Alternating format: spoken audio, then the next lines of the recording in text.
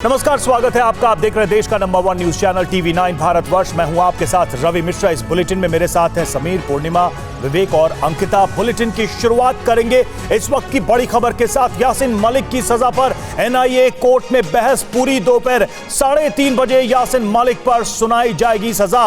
यासीन मलिक को फांसी की सजा दी जाए, ये NIA ने कहा है। अपनी बहस रखने के दौरान और टेरर फंडिंग केस में सजा का ऐलान होगा आज ही, और इस पर बहस पूरी हो गई। बहुत सारी चीजें करी, फिर उन्होंने वो जो रेट्रिब्यूटिव थ्योरीज हैं इनकी इम्प्रिजनमेंट की, कि उन्होंने उस पनिशमेंट की जो थ्योरीज हैं अपना उस पर उन्होंने बात करी।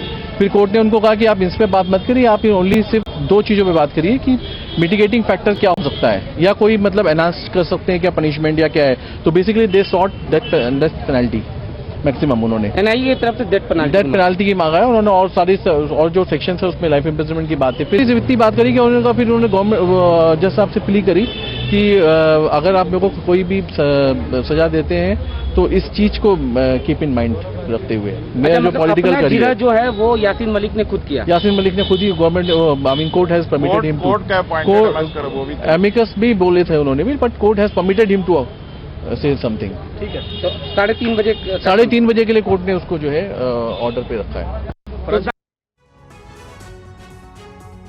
जितेंद्र भाटी हमारे साथ इस वक्त हमारे संवाददाता जुड़े हुए। जितेंद्र, NIA की तरफ से फांसी की सजा की मांग की गई है, किन धाराओं के तहत यह मांग की गई है, और इस सजा की इस मांग के विरोध में क्या कोई तर्क दिया गया है, क्या कोई बहस आई है?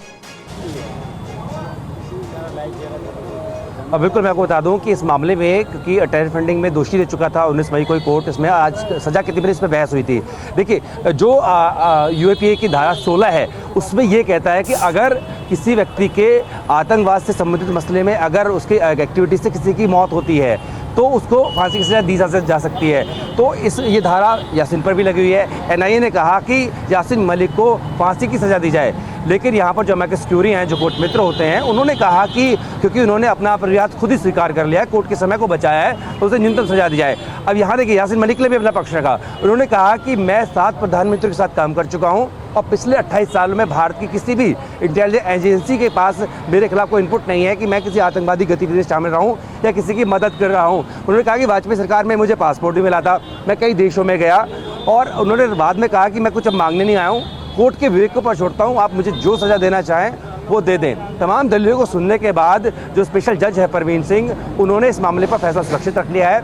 अब 3:30 बजे जो है फैसला सुनाया जाएगा, लेकिन बड़ी बात यही है कि इस मामले में अधिकतम सजा जो है फांसी है, और न्यूनतम सजा जो है उन्हें उम्र कैद मिल सकती है, साथ ही कुछ जुर्माना भी लगाया जा सकता है।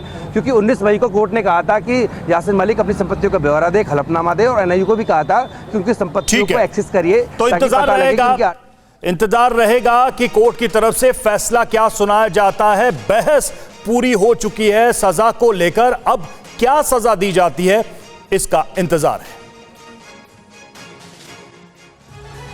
न्यूज़ टॉप 9 रोज सुबह 7 बजे और शाम 7 बजे सिर्फ TV9 भारतवर्ष पर।